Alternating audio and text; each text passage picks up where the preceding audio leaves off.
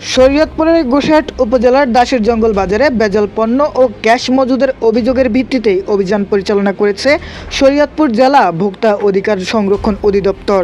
সোমবার ১৯ জানুয়ারি সকাল থেকে দুপুর পর্যন্ত এই অভিযান পরিচালিত হয়।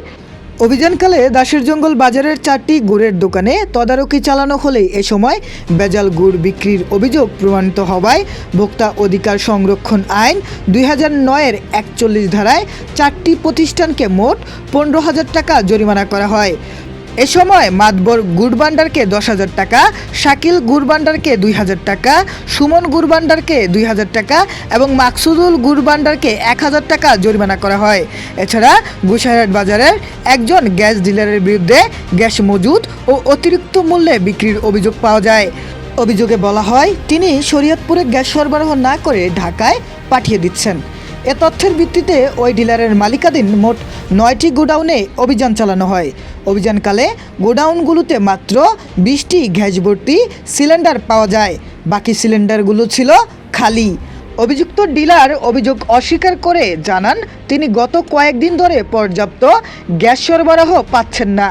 এ সময় বিক্রির রসিদ দেখাতে বলা হলে তিনি বিক্রির রসিদ দেখাতে ব্যর্থ হন। ভোক্তা অধিকার সংরক্ষণ অধিদপ্তরের পক্ষ থেকে তাকে প্রথমবারের মতো সতর্ক করা হয়। একই সঙ্গে ভবিষ্যতে একই ধরনের অভিযোগ প্রমাণিত হলে তার ডিলারশিপ বাতিল সহ গোডাউন সিলগালা করার বিষয়ে কঠোর হুঁশিয়ারিও দেওয়া হয়। এই অভিযানের নেতৃত্ব দেন শরীয়তপুর জেলা ভোক্তা অধিকার সংরক্ষণ অধিদপ্তরের সহকারী পরিচালক জান্নাতুল ফেরদাউস। অভিযানে জেলা নিরাপদ খাদ্য কর্মকর্তা সুব্রত ভট্টাচার্য উপস্থিত ছিলেন। অভিযান শেষে সহকারী পরিচালক জান্নাতুল ফেরদাউস বলেন, জান্নাতুল ফেরদাউস, সহকারী পরিচালক, জাতীয় ভোক্তা অধিকার সংরক্ষণ অধিদপ্তর, শরীয়তপুর জেলা। আমরা গোসাইরহাট উপজেলায় দাসের জঙ্গল বাজারে অভিযান পরিচালনা করেছি। আমার সাথে আছেন জেলা নিরাপদ খাদ্য কর্মকর্তা জনাব সুব্রত ভট্টাচার্য।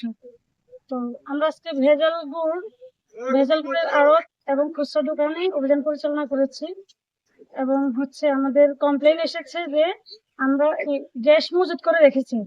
তো আমরা ডিলারকে নিয়ে ডিলারের যতগুলো গোডাউন আছে সবগুলো গোডাউন চেক করে দেখলাম যে না, কোনো গ্যাস মজুদ নেই, অভিযোগ ওভাবে প্রমাণিত হয়নি। তো গ্যাসের উপর আমাদের জরিমানা হয়েছে গুড়ের আড়ত এবং গুড়ের খুচরা দোকান। আমরা ৪টি প্রতিষ্ঠানকে মোট ১৫,০০০ টাকা জরিমানা করেছি সতর্কতামূলক। আর যদি পরবর্তীতে না শুনে তাহলে আমরা বড় ধরনের ব্যবস্থা নিব। আর গ্যাসের ডিলারের বিরুদ্ধে পরবর্তীতে আমরা অভিযোগ পেয়ে থাকি তাহলে আমরা বড় ধরনের ব্যবস্থা নিব। আমাদের অভিযান অব্যাহত থাকবে।